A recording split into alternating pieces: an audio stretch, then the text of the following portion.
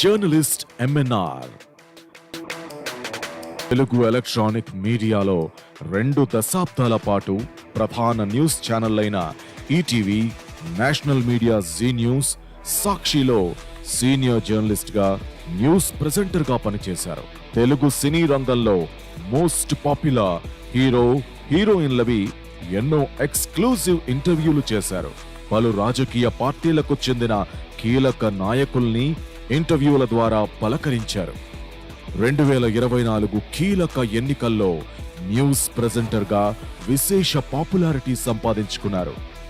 2 తెలుగు రాష్ట్రాల్లో 200 నియోజకవర్గాల సర్వేని బిగ్ టీవీలో పందెంకోళ్లు పేరుతో సక్సెస్ఫుల్ గా ప్రెజెంట్ చేశారు.